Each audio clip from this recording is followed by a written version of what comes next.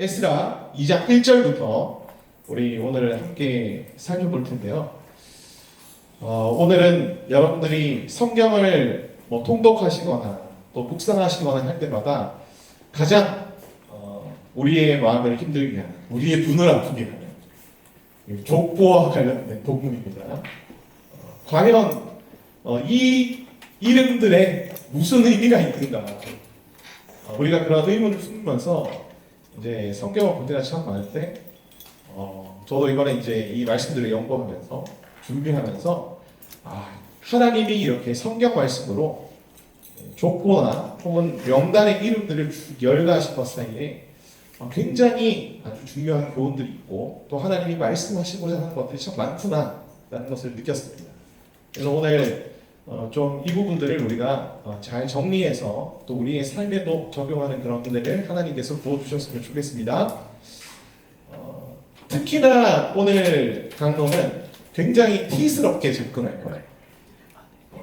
이게 그 명단들이고 그 다음에 이걸 분류를 하고 분석하는 그런 과정들을 거쳐야 되기 때문에 굉장히 티스러운 그런 시간일 수 있지만 그럼에도 주님께서 또 은혜 주시는 그런 역사의 길을 소망합니다. 자, 2장 1절부터 2절을 우리가 먼저 함께 보도록 하겠습니다. 같이 읽겠습니다. 시작. 옛적에 바벨론 왕 느부갓네살에게 사로잡혀 바벨론으로 갔던 자들의 자손들 중에서 노임을 받고 예루살렘과 유다 돌아와 각자의 성읍으로 돌아갑니다. 곧 스룹바벨과 예수아와 느헤미야와 스라야와 스엘라야와 모르드게와 빌산과 미스말과 비그웨와 르훔과 비아난 등과 함께 나온 이스라엘 백성의 명수가 일어납니다. 2절밖에 안 났는데 벌써 제가 혀가 꼬이기 시작하네요. 역시 이 조건과 명단은 쉽지 않습니다. 근데 오늘 우리가 이거를 읽지 않으면 언제 읽겠어요, 여러분? 그죠? 혼자 성경 보면서 읽기 되게 쉽지 않습니다. 그래서 오늘은 저 고민 많이 했어요. 이거 읽을까 말까 고민 많이 했는데 오늘 읽겠습니다. 다 읽고 성경은 단어 하나, 토시 하나 버릴 게 없어요. 거기에 아주 중요한 의미들이 있기 때문에 하나님이 우리에게 기록으로 남겨주신 거거든요. 그래서 우리의 말씀들을 오늘 좀 살펴보도록 하겠습니다. 자, 바벨론에게 멸망당한 나라는 무슨 나라였을까요? 남유다 왕국이었습니다. 북이스라엘은 바벨론 전에 아수르에게 멸망을 당하죠. 아수르에게 먼저 북이스라엘이 멸망당한 다음에 이 북이스라엘 지역에 있던 10지파의 사람들이 어디로 갔을까요? 남유다 왕국으로 일단 갔을 거예요.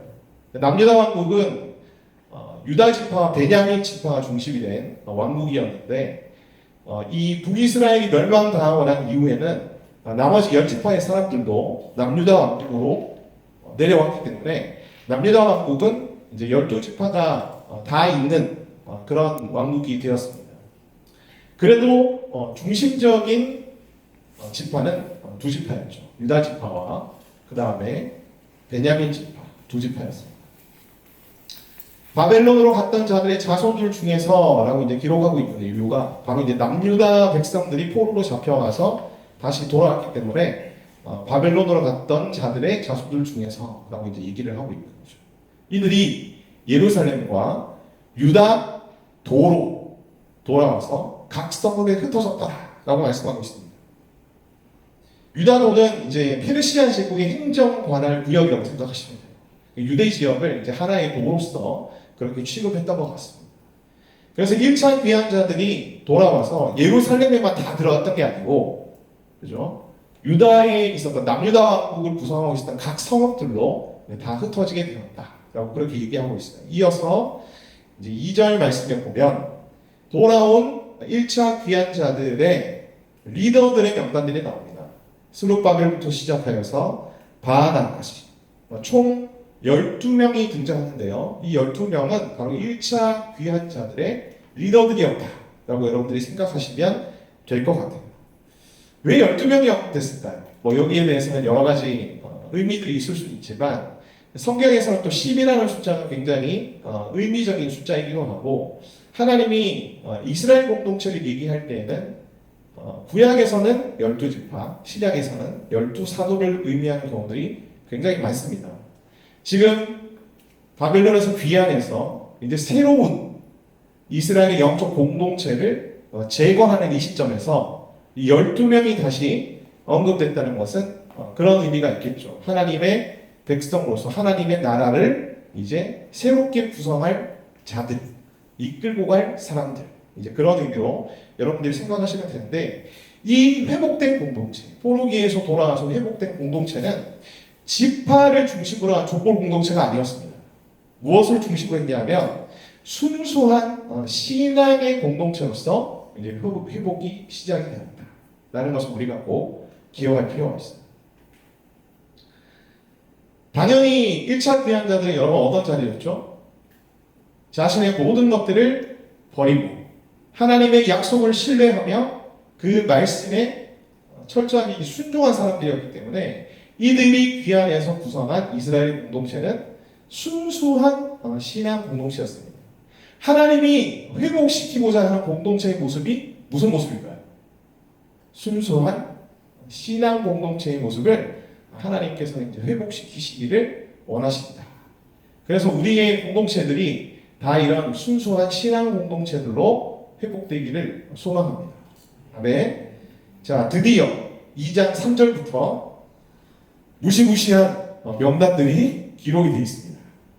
자, 제가 중간에 실수했어요. 여러분 그냥 쭉 가셔야 돼요. 멈추면 안 됩니다. 자, 시작하는 거 도전.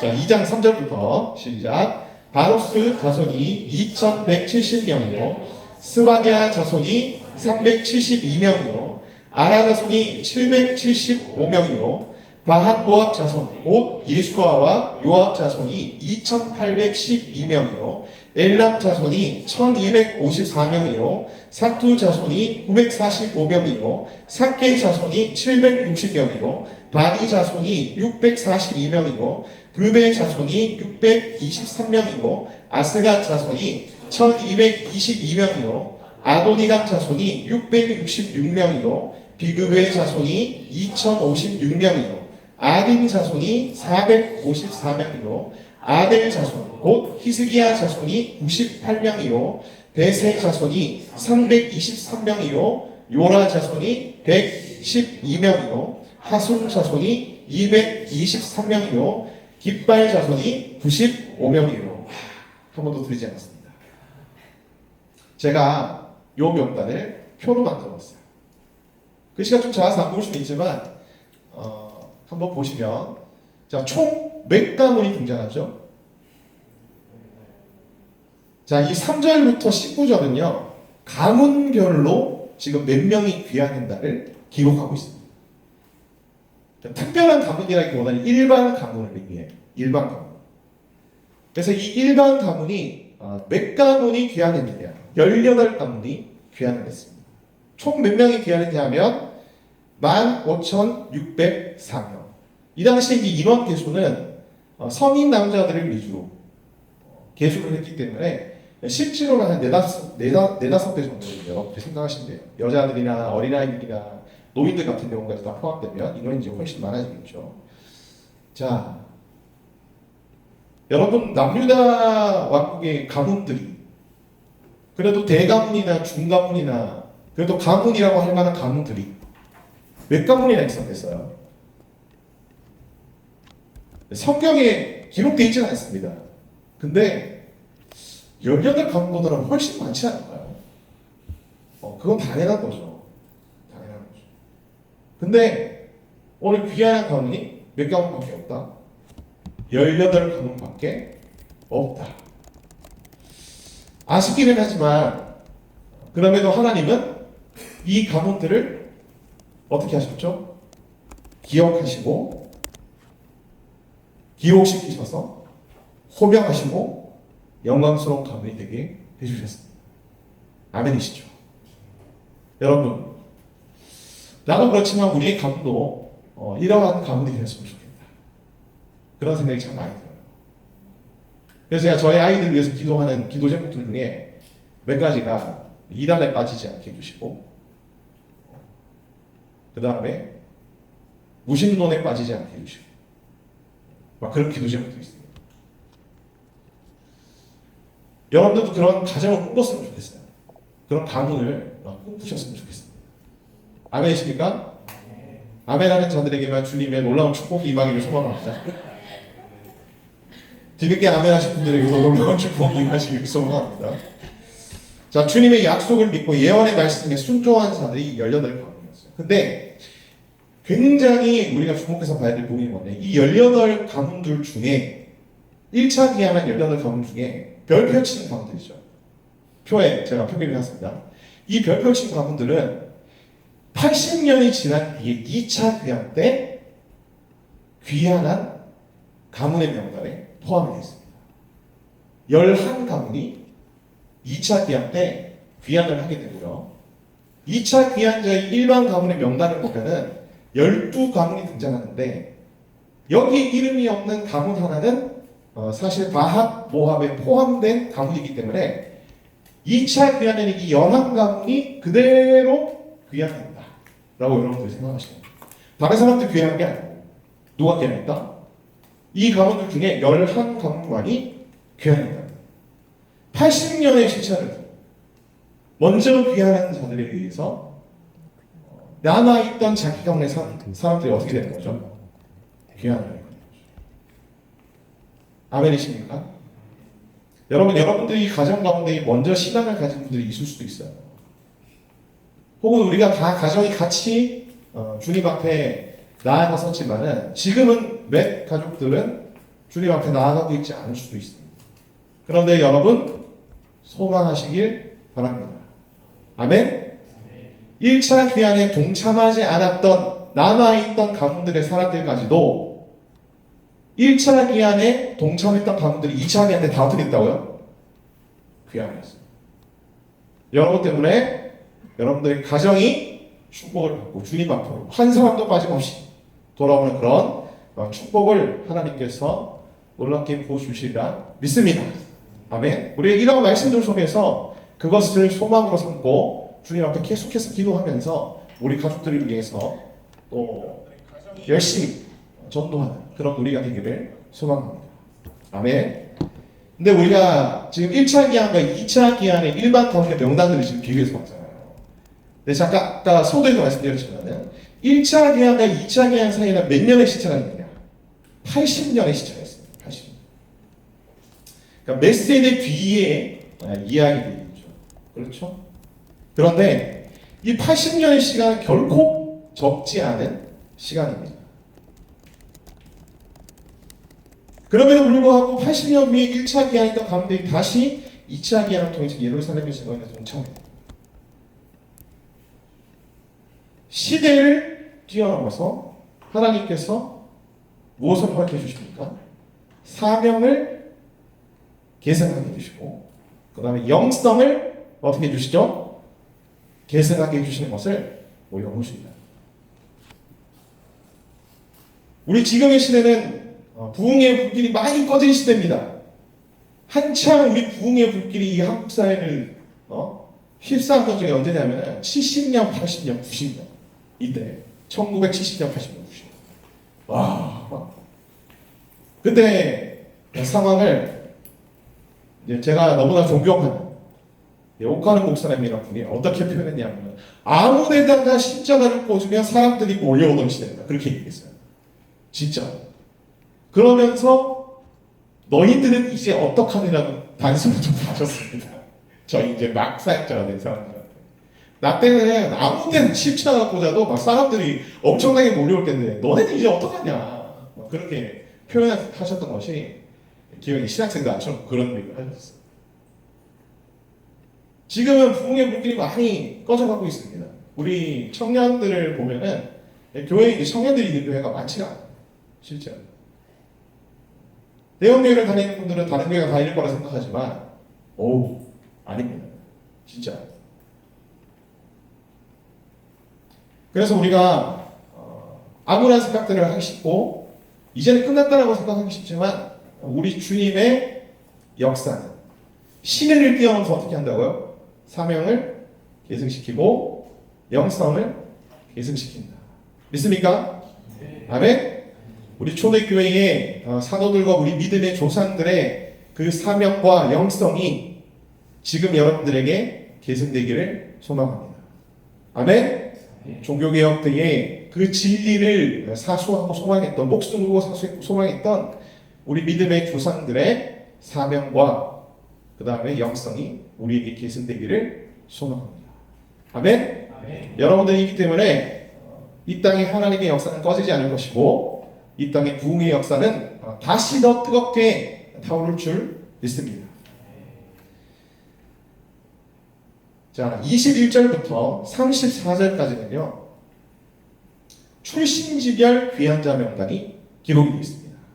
우리 한 목소리로 같이 말씀을 봉독하겠습니다. 시작.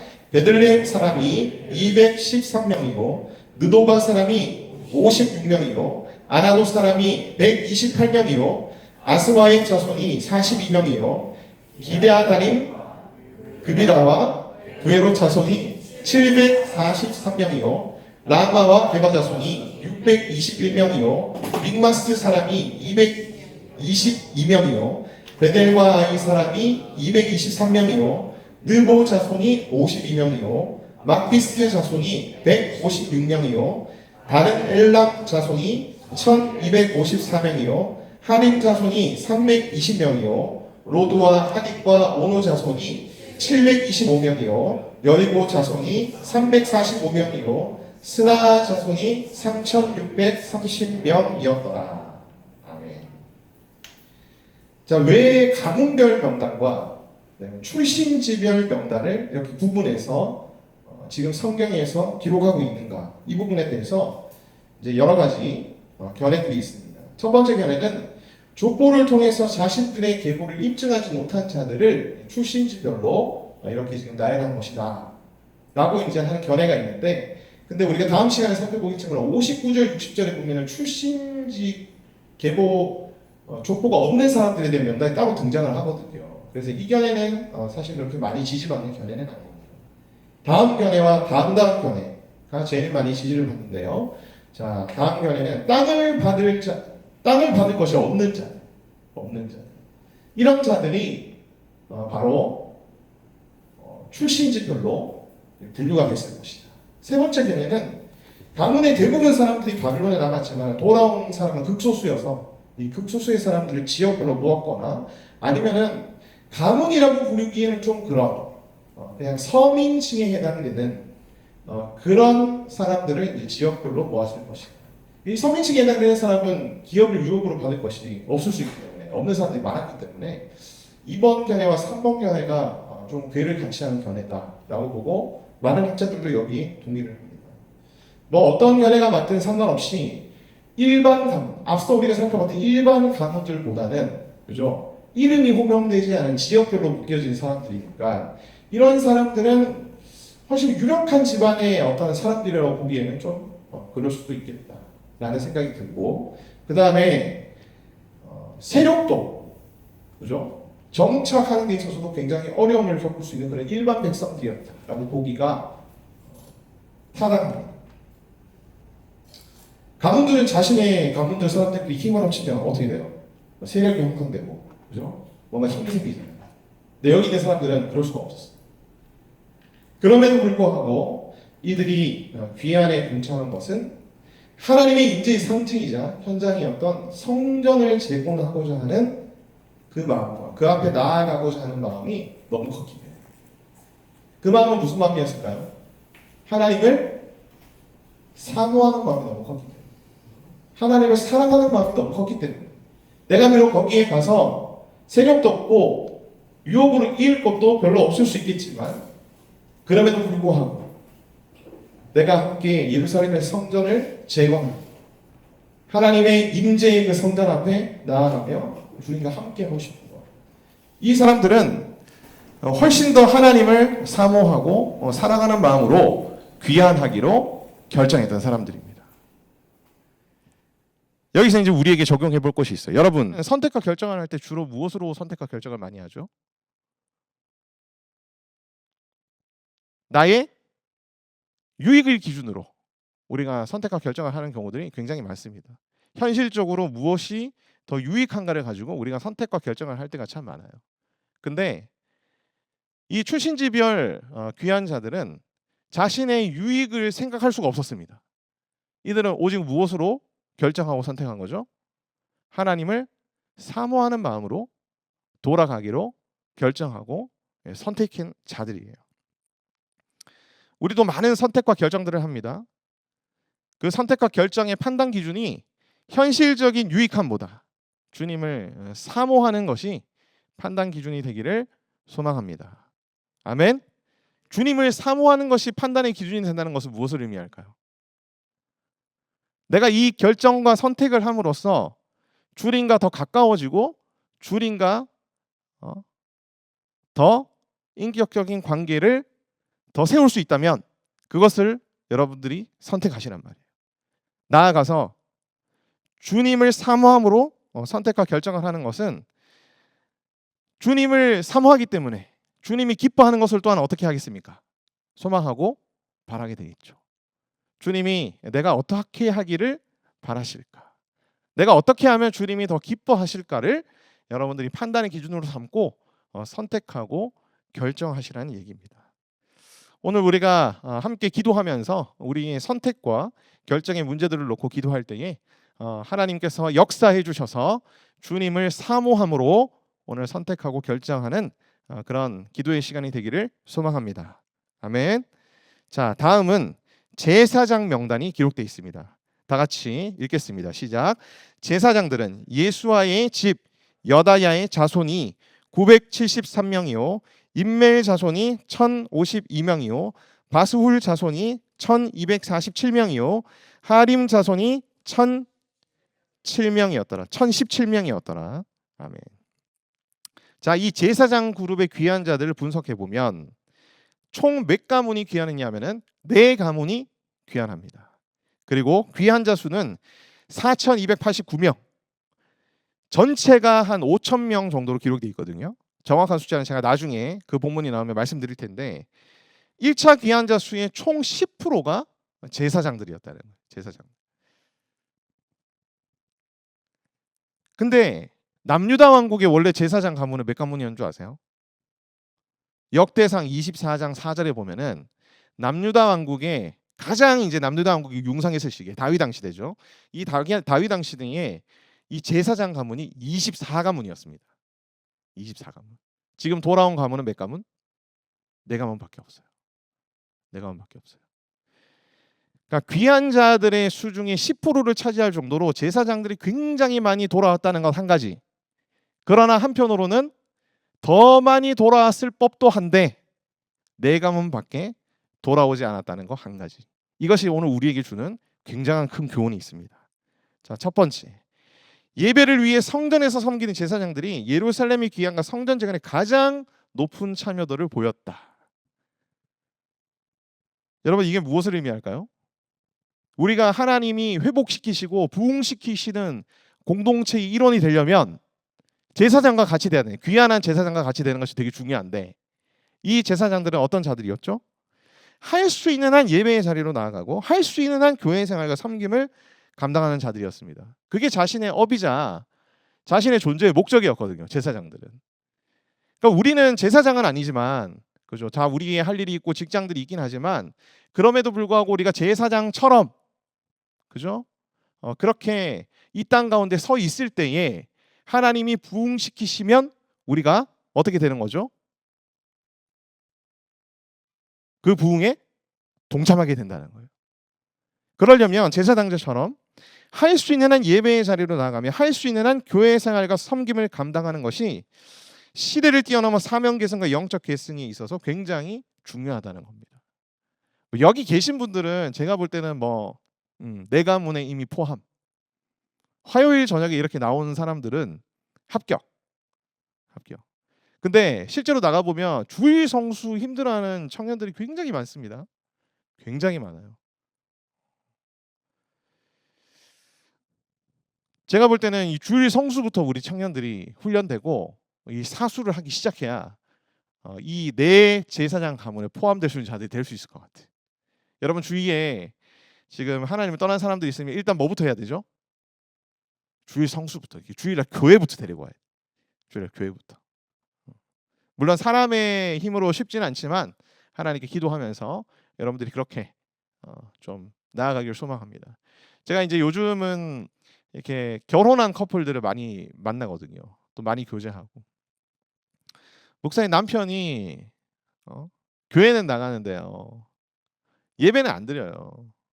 남편이 교회 나가는 것도 너무 힘들어요. 그냥 어쩔 수 없이 나가는 것 같아요. 그렇게 야 그거라도 얼마나 감사하니. 그거라도 얼마나 감사하니. 그러다가 여러분 어떻게 될까요? 주님께 낚이는 거죠. 낚이는 겁니다. 우리 그 자매분들한테 제가 말씀드리고 싶은 것은 여러분들이 거의 예수님급의 사람을 배우자로 만나고 싶어하는 마음은 제가 잘 알겠는데요. 만나기 힘들어요, 여러분. 그런 사람. 그렇게 보이는 척하는 거지 실제 그러는 형제들 많이 없어요. 거의 없어요. 있어도 이미 다른 여자에 거실 거예요. 그러니까 기준을 좀 낮추셔야 돼요. 기준을 좀 낮추셔야 돼요. 나와 함께 주의 성수 예배의 자리로 나아갈 수 있는 형제라면 그래도 감사. 그래도 감사. 자, 바벨론의 포로가 되었습니다. 예배의 자리가 사라졌습니다. 성전이 무너졌습니다. 교회가 약화될 때 가장 영향을 많이 받는 부류가 누구이다? 제사장 부류이다. 24가문 중에 4가문밖에 안 왔어요. 나머지 20가문은 어디 갔어? 바벨론의 포로로 잡혀갔지만 거기서 제사장의 역할을 할 수 있었을까요? 없을까요? 없죠. 그러니까 교회가 약화될 때 교회가 가장 공격받을 때 가장 영향을 많이 받는 부류의 사람들이 제사장들이었어요. 코로나를 거치며 예배의 자리가 사라졌을 때 교회가 급속도로 약해졌습니다. 그리고 그 여파가 지금 몇 년이 지난 뒤에 무엇으로 드러나고 있느냐? 신대원 지원자 수가 1대1이 될까 말까래요. 오, 저는 충격이었어요. 제가 신대원 들어갈 때 4대1이었거든. 4대1, 5대1 막 이랬는데 정원이 더 늘어난 것도 아닌데. 그러니까 이제 제사장의 역할을 감당하는 사람들이 지금 시대에 이제 사역자들이고 목회자들이니까 그런 의미에서 보면 우리가 교회가 약해지고 뭔가 교회가 좀 더 공격당하고 위축되고 이제 이런 시대가 되니까 가장 많이 영향을 받는 부류가 이 사역자 목회자 그룹인 거예요. 이럴 때 이제 목회자로 나아가고 있는 분들은 저는 그래도 좀 진성이지 않을까? 좀 찐 아닐까? 약간 그런 생각도 하긴 합니다. 저를 얘기하는 건 아니고요. 저는 이제 교회에서 나왔잖아요, 그죠? 교회에서 사역하시는 분들, 저 빼고, 저 빼고. 여러분 공동체의 교회의 목회자들을 위해서 여러분들이 기도 열심히 해주세요. 아멘입니까? 그리고 이 땅에 목회자로서의 소명을 받고 그 길을 걸어가려고 하는 그런 분들을 위해서도 여러분들이 기도 많이 해주세요. 그분들이 다시 많아진다는 것은 여러분 다시 부흥하는 의미이기도 합니다. 여러분 중에도 혹시 하나님께 콜링 받은 분이 있다면 기쁨으로 나아가시기를 소망합니다. 아멘. 자, 마지막으로 우리 레위 지파 명단을 보도록 하겠습니다. 함께 읽겠습니다. 시작. 레위 사람은 호다위야 자손 곧 예수아와 감미엘 자손 74명이요. 노래하는 자들은 아삽 자손이 128명이요. 문지기의 자손들은 살룸과 아델과 달문과 악굽과 하디다와 소베 자손이 모두 139명이었더라. 레위 지파가 하는 일이 뭐냐? 여기 이제 적어놨죠.